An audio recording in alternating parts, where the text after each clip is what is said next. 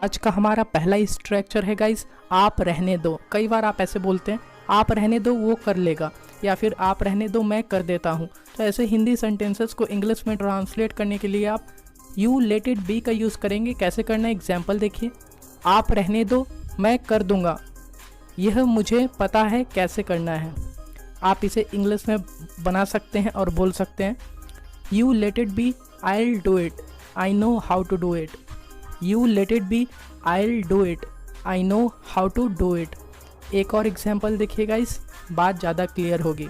आप रहने दो मैं जा रहा हूँ, आपको परेशान होने की ज़रूरत नहीं है। आप इसके लिए इंग्लिश बना सकते हैं you let it be I am going, you don't need to worry. You let it be I am going, you don't need to worry. आज का हमारा अगला स्ट्रक्चर है गाइस, जब देखो। कई बार आप ऐसे बोलते हैं जब देखो वो फ़ोन पर लगा रहता है, या फिर जब देखो तुम गेम खेलते रहते हो। तो ऐसे ही हिंदी सेंटेंसेस को इंग्लिश में ट्रांसलेट करने के लिए आप वेन एवर इट्स सीन का यूज़ करेंगे। कैसे करना है एग्जाम्पल देखिए, जब देखो तुम फ़ोन चलाते रहते हो, जाओ जाकर पढ़ाई करो। कई बार आप बच्चे को ऐसे डांटते हुए बोलते हैं, आप इसे इंग्लिश में बना सकते हैं when ever it's seen you keep using phone, go and study. When ever it's seen you keep using phone, go and study. एक और एग्जाम्पल देखिए, जब देखो तुम उसे डांटते रहते हो, तुम्हें इतना नहीं डांटना चाहिए। आप इंग्लिश में बना सकते हैं इसको और बोल सकते हैं whenever it's seen you keep scolding her, you should not scold her this much. Whenever it's seen you keep scolding her, you should not scold her this much. आज का हमारा अगला स्ट्रक्चर है गाइस, कुछ करने का ठेका लेना। कई बार आप ऐसे बोलते होंगे मैंने उसे मनाने का ठेका ले रखा है क्या। तो ऐसे हिंदी सेंटेंसेस को इंग्लिश में ट्रांसलेट करने के लिए आप हैव या has plus subject plus taken का यूज़ करेंगे। कैसे करना है एग्जाम्पल देखिए, मैंने उसे वहाँ ले जाने का ठेका ले रखा है क्या, मैं नहीं ले जाऊँगा उसे वहाँ। आप इसे इंग्लिश में बोल सकते हैं have I taken the contract to take him there, I won't take him there. Have I taken the contract to take him there, I won't take him there. एक और एग्जाम्पल देखिएगा, इस बात ज़्यादा क्लियर होगी। क्या मैंने उसे मनाने का ठेका ले रखा है, अब मैं उसे नहीं मनाऊंगा। कई बार डे टू डे लाइफ में आप इस तरह बोलते होंगे हिंदी में, आप इसे सिंपली इंग्लिश में बोल सकते हैं have I taken the contract to persuade her, now I will not persuade her. Have I taken the contract to persuade her, now I will not persuade. कई बार आप गारंटी देना या फिर गारंटी लेना का यूज़ करते हैं। जैसे कि कई बार आप हिंदी में बोलते हैं मैं इसकी गारंटी नहीं दे सकता, तो उसके लिए आप वाउच फॉर का यूज़ करते हैं। कैसे करना है एग्जाम्पल देखिए, मैं इस फ़ोन का चार्जर का गारंटी नहीं दे सकता, है ना। मान लीजिए आप एक शॉपकीपर हैं, आप ऐसे बोल रहे हैं, आप इसे इंग्लिश में बोल सकते हैं I can't vouch for the charger of this phone, I can't vouch for the charger of this phone. आप इस तरीके से इसे सिंपली इंग्लिश में ट्रांसलेट कर सकते हैं और बोल सकते हैं। एक और एग्जाम्पल देखिए, मैं उस आदमी की ईमानदारी की गारंटी नहीं ले सकता, है ना। आप इसके लिए इंग्लिश में बोल सकते हैं I can't vouch for the honesty of this person, I can't vouch for the honesty of this person. आप इस तरीके से इसे इंग्लिश में बना सकते हैं। आज का हमारा अगला स्ट्रक्चर है गाइस, इसमें चिल्लाने वाली क्या बात है। मान लीजिए आप किसी से बात कर रहे हैं और वो एकदम से चिल्लाने लगता है, तो आप ऐसे बोलते हैं इसमें चिल्लाने वाली क्या बात है। तो इसके लिए आप बोलते हैं what's there to shout. Example के थ्रू समझते हैं इसमें चिल्लाने वाली क्या बात है, मैं अच्छे से बात कर रहा हूँ ना। कई बार आप यूँ बोलते हैं हिंदी में इस तरीके से, आप इसे इंग्लिश में बोल सकते हैं what's there to shout, I am talking to you nicely right. What's there to shout, I am talking to you nicely right. आप इस तरीके से इसे बना सकते हैं। एक और एग्जाम्पल देखिए, इसमें चिल्लाने वाली क्या बात है, मैं उसे समझा दूंगा, तुम चिंता मत करो।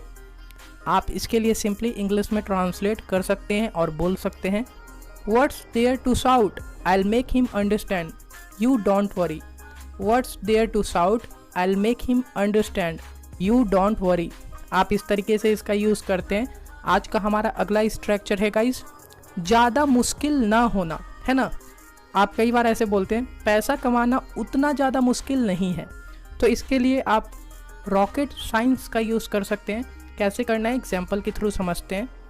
पैसा कमाना बहुत मुश्किल काम नहीं है, पर आपके पास दिमाग होना चाहिए, है ना।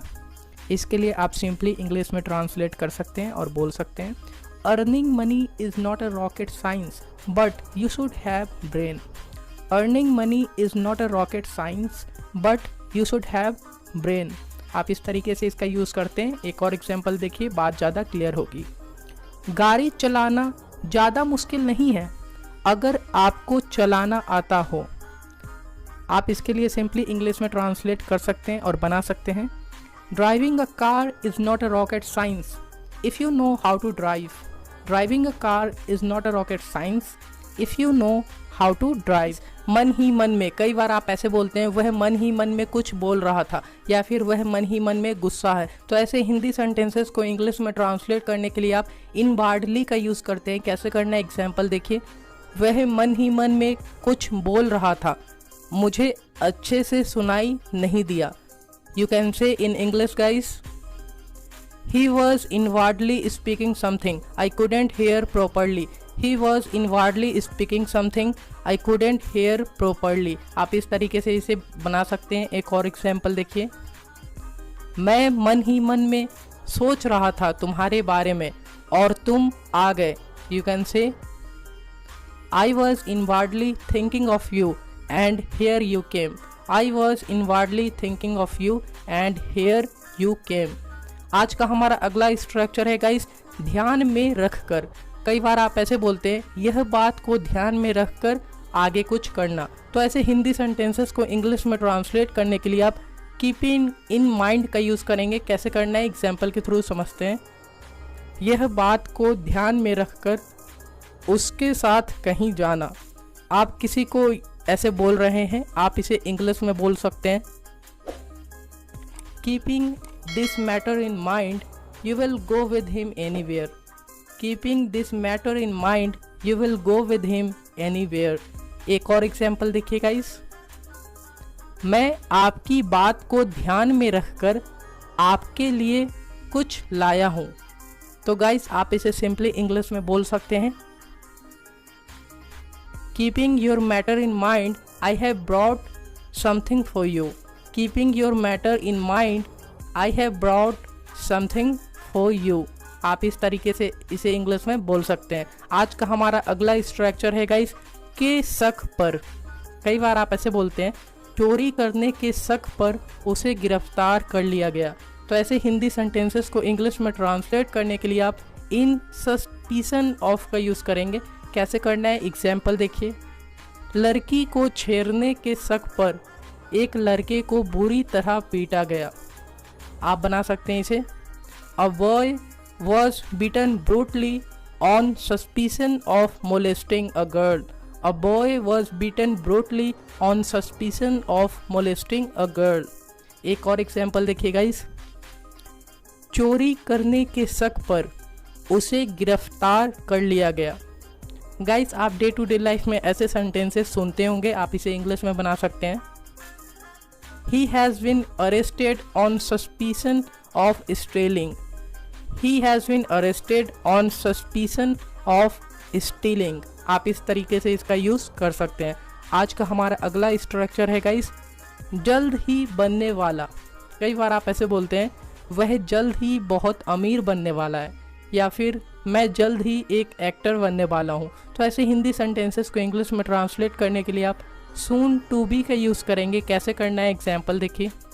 वह जल्द ही अमीर बनने वाला है, इसके लिए वह बहुत मेहनत कर रहा है। He is soon to be rich, for that he is working hard like anything. He is soon to be rich, for that he is working hard like anything. आप इस तरीके से इसे बना सकते हैं। एक और एग्जाम्पल देखिए। वह जल्द ही एक एक्टर बनने वाला है, फिलहाल वह एक्टिंग सीख रहा है। आप इसे इंग्लिश में ट्रांसलेट कर सकते हैं और बना सकते हैं He is soon to be an actor. As of now, he is learning acting. He is soon to be an actor. As of now he is learning acting. आज का हमारा अगला स्ट्रक्चर है गाइस तब तक। कई बार आप ऐसे बोलते हैं तुम होकर आओ तब तक मैं कुछ खा लेता हूँ। तो ऐसे हिंदी सेंटेंसेस को इंग्लिश में ट्रांसलेट करने के लिए आप इन द मीन टाइम का यूज़ करेंगे। कैसे करना है एग्जाम्पल देखिए। जाओ तुम खाना खाकर आओ तब तक मैं अपना फ़ोन चला लेता हूँ। आप इसे इंग्लिश में बोल सकते हैं you go have food and come in the meantime I use my phone. You go have food and come in the meantime I use my phone. आप इस तरीके से इसका यूज़ करते हैं। एक और एग्जाम्पल देखिए, बात ज़्यादा क्लियर होगी। परीक्षा शुरू होने में 30 मिनट बाकी थे, तब तक मैंने अपना चैप्टर रिवाइज कर लिया। आप इसे इंग्लिश में बोल सकते हैं there were 30 minutes left for the exam to begin in the meantime I revised my chapter. There were 30 minutes left for the exam to begin in the meantime I revised my chapter. किस हक से, कई बार guys आप ऐसे बोलते हैं किस हक से तुमने उसे पीटा, या फिर किस हक से तुम ऐसा बोल रहे हो। तो ऐसे हिंदी सेंटेंसेस को इंग्लिश में ट्रांसलेट करने के लिए आप फॉर व्हाट राइट का यूज़ करेंगे। कैसे करना है एग्जाम्पल देखिए। किस हक से तुमने उसे पीटा, तुम्हें उसे पीटने का कोई हक नहीं। For what right did you beat him, you don't have any right to beat him. For what right did you beat him, you don't have any right to beat him. आप इस तरीके से इसे इंग्लिश में बनाते हैं। एक और एग्जाम्पल देखिए। किस हक से तुम यहाँ आ रहे हो, इस घर में तुम्हारे लिए कोई जगह नहीं। आप इसे इंग्लिश में बोल सकते हैं guys. For what right are you coming here, there is no place for you in this house. For what right are you coming here, there is no place for you in this house. के भलाई के लिए, कई बार आप ऐसे बोलते हैं वह तुम्हारे भलाई के लिए ही बोल रहा था। तो ऐसे हिंदी सेंटेंसेस को इंग्लिश में ट्रांसलेट करने के लिए आप इन बिहाफ ऑफ का यूज़ करेंगे। कैसे करना है एग्जाम्पल देखिए। एक दोस्त होने के नाते मैं यह तुम्हारे भलाई के लिए कह रहा हूँ। आप बना सकते हैं as a friend I am telling this in behalf of you. As a friend I am telling this in behalf of you. आप इस तरीके से इसका यूज़ करते हैं। एक और एग्जाम्पल देखिएगा। इस भारतीय सेना देश के भलाई के लिए काम करते हैं। आप बना सकते हैं Indian army works in behalf of the country. Indian army works in behalf of the country. आप इस तरीके से इसका यूज़ करते हैं। आज का हमारा अगला स्ट्रक्चर है गाइस एक तरह से। कई बार आप ऐसे बोलते हैं एक तरह से वह भी सही बोल रहा था। तो ऐसे हिंदी सेंटेंसेस को इंग्लिश में ट्रांसलेट करने के लिए आप इन अ सेंस का यूज़ करेंगे। कैसे करना है एग्जाम्पल देखिए। मैं जानता हूँ कि तुम सही हो, पर एक तरह से वह भी सही बोल रहा है। आप इसे इंग्लिश में बोल सकते हैं I know that you are right but in a sense he is speaking the truth as well. I know that you are right but in a sense he is speaking the truth as well. एक और example देखिए guys. एक तरह से यह अच्छा हुआ क्योंकि मेरा जाने का मन नहीं था। आप इसे इंग्लिश में बोल सकते हैं in a sense it's good because I don't feel like going. In a sense it's good because I don't feel like going. आप ऐसे इसका यूज़ कर सकते हैं। आज का हमारा अगला स्ट्रक्चर है गाइस दिन रात एक करना, मतलब बहुत ज़्यादा मेहनत करना। कई बार आप ऐसे बोलते हैं सफलता पाने के लिए मैं दिन रात एक कर दूंगा। तो ऐसे हिंदी सेंटेंसेस को इंग्लिश में ट्रांसलेट करने के लिए आप ब्रेक वंस नेक टू का यूज़ करेंगे। कैसे करना है एग्जाम्पल देखिए। वह ढेर सारा पैसा कमाने में दिन रात एक कर रहा है। आप बना सकते हैं he is breaking his neck to earn a lot of money. He is breaking his neck to earn a lot of money. आप इस तरीके से इसका यूज़ करते हैं। एक और एग्जाम्पल देखिए, बात ज़्यादा क्लियर होगी। मैं सरकारी नौकरी लेने के लिए दिन रात एक कर दूंगा, मतलब बहुत ज़्यादा मेहनत करूंगा। तो आप इसके लिए सिंपली इंग्लिश में बोल सकते हैं I will break my neck to get the government job.